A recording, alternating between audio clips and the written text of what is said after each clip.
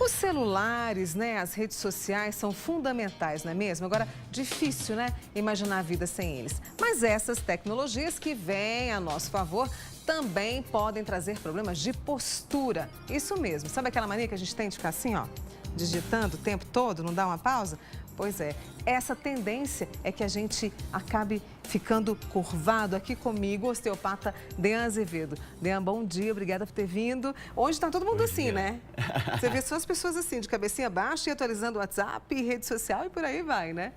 Olha, isso é muito comum. As pessoas precisam trabalhar, isso é um novo meio de trabalho também, não é só comunicação. Então, eu mesmo recebo agendamentos de consultas pelo WhatsApp, então a gente tem que responder um e-mail, a gente tem que entrar no Facebook.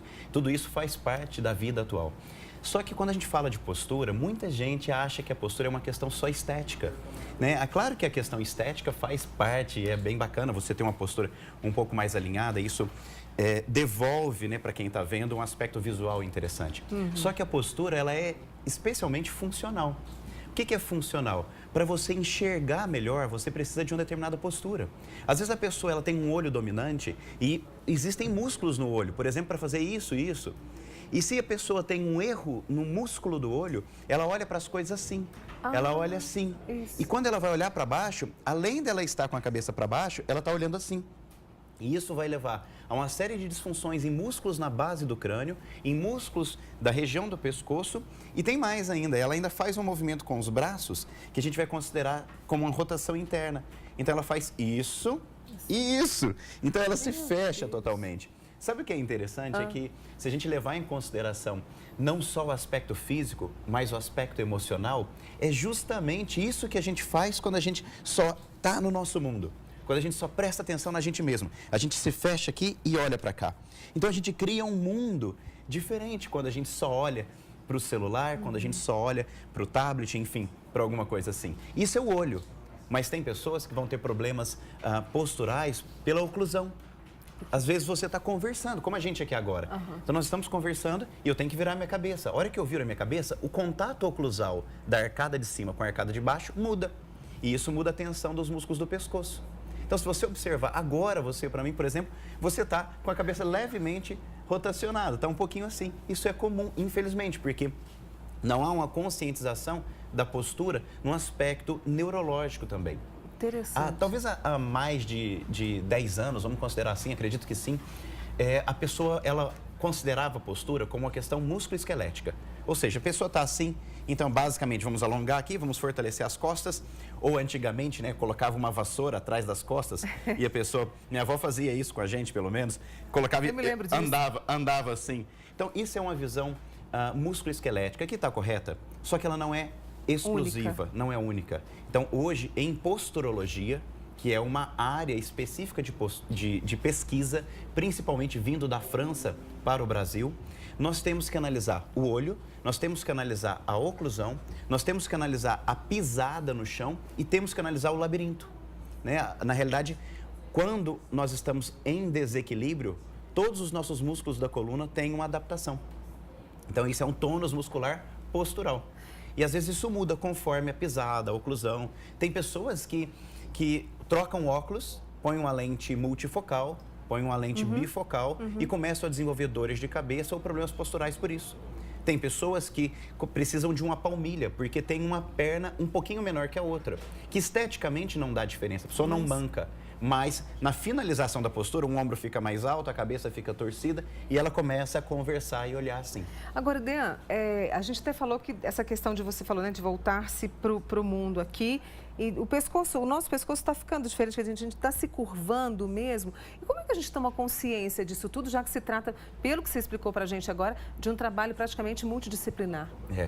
É multidisciplinar. Primeira coisa, você pode ter a cabeça inclinada para frente por uma patologia e isso é necessário um raio-x, é necessário uma ressonância magnética e às vezes a pessoa não consegue levantar a cabeça.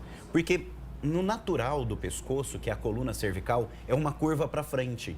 Se olhar de lado a pessoa, isso é uma curva para frente. Quando você inclina a cabeça, você faz uma retificação da lordose cervical. Essa retificação predispõe a hérnia de disco e a contatos nas vértebras do pescoço que podem levar a desgaste. né? Esse desgaste é a artrose, é o bico de papagaio, né? Patologias médicas específicas. Então tem que ser diagnosticado. Às vezes você precisa realmente de um cuidado mais intenso em relação a um processo inflamatório ou reumatológico. Isso é uma questão. Agora, as pessoas, elas trabalham não só o uso de celular, elas trabalham num computador, elas trabalham lendo, elas trabalham para frente. Então, você já passa um dia assim. Aí, no seu horário de repouso, você usa o celular, você usa o tablet, você usa tudo que você precisa, talvez, hoje em dia. E aí, você fica mais assim. Então, você começa a ter um problema realmente funcional que pode necessitar do oftalmologista. Tem um profissional que poucas pessoas conhecem, que é o ortoptista. Tá? É uma faculdade. É uma graduação no Brasil, em que a pessoa vai diagnosticar se o seu olho ele está fazendo o movimento da forma correta e como ele reage também à luz, à claridade e tudo isso. Então, pode necessitar desse profissional, pode ser uma questão de timidez, então pode ser que a pessoa precise realmente se expor um pouco mais. Existem áreas na própria fonoaudiologia, que é uma outra especialidade, em que para a pessoa conseguir ter a capacidade de conversar, de se comunicar melhor, ela precisa desenvolver a habilidade motora da língua. E a habilidade de conversar depende da postura. Você não vai ver uma pessoa falando com uma postura assim. Ela precisa ter uma postura adequada para que tenha uma adaptação correta na voz. Como é que eu posso fazer essa conscientização hoje, assim? Saber que eu preciso e tudo, mas assim, como é que eu posso melhorar essa postura e evitar dor de cabeça, problemas, né, na coluna? O que eu posso fazer? A primeira coisa é consultar realmente um fisioterapeuta, que seria o profissional principal dessa área, mas existem várias outras modalidades. Por exemplo, o educador físico, por exemplo, as pessoas que trabalham com pilates, tudo isso é bastante relevante para analisar. Por quê? A gente não tem essa consciência, mas se você quiser fazer um teste, você pode deitar no chão ou você pode encostar na parede e verificar se existe um alinhamento entre a região posterior da sua cabeça, as costas e o bumbum. Se você já não consegue colocar ao mesmo tempo as costas, né, a cabeça, a parte de trás da cabeça, a região torácica, o meio das costas e o bumbum na parede ao mesmo tempo, você já está com centro de gravidade anterior. Então, isso já pode ser um indicativo de fazer um trabalho postural, de fazer uma correção postural, de fazer exercícios específicos, de melhorar a respiração. Tem muita gente que fica sentado e faz isso. Então, a gente senta sobre o músculo diafragma. Com isso, ele não movimenta como ele deveria. O que acontece é uma hipertonia dos músculos acessórios do pescoço. São músculos da respiração. Então, a pessoa ela não percebe, mas ela faz aquela respiração de quem fuma, né? Do fumante, que seria... Ela começa a usar aqui. Então, ela não percebe que ela faz isso. Que, na realidade, ela está o tempo todo assim. Aí você fala, endireita a postura, ela faz isso. Mas a cabeça não consegue fazer esse movimento. Então, talvez precise realmente de uma visão profissional, né? Multidisciplinar. E eu acho que muito, né? Porque a maioria de nós, inclusive, desde criança até os mais velhos, a gente está passando por isso. Então, precisa mesmo dessa avaliação. E você citou aí a questão da atividade física. Hoje a gente tem muito a ginástica funcional, né? O exercício funcional que ajuda muito. O Pilates, segundo um especialista que eu já entrevistei, ele falou que é o salvador da humanidade, né? Na realidade, o nosso corpo ele precisa de movimento. O movimento, ele não é uma opção. O movimento é uma obrigação. Então, do mesmo jeito que a gente toma banho, do mesmo jeito que a gente come, a gente precisa cuidar do movimento. E cuidar do movimento é basicamente cuidar de simetria.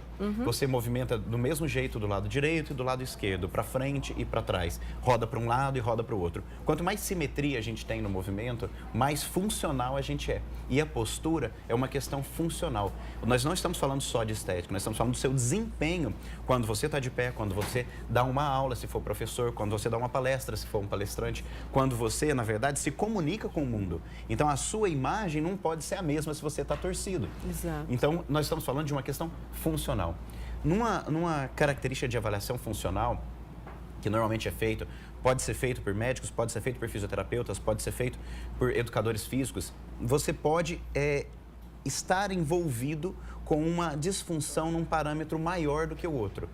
E aí é que depende do profissional te orientar realmente a sua melhor atividade, né? A sua melhor postura. É sempre bom a gente ficar alerta e ouvir, assim, tantas informações importantes como você trouxe pra gente aqui hoje, viu, Dean? Muito obrigada pela sua participação, tá? Obrigado, Mônica. Espero que volte mais vezes. Ótimo. Esse é o Dean Azevedo, osteopata, que trouxe toda essa preocupação e essas informações pra gente. Obrigada, Dean. Boa semana, viu? Boa semana, obrigado.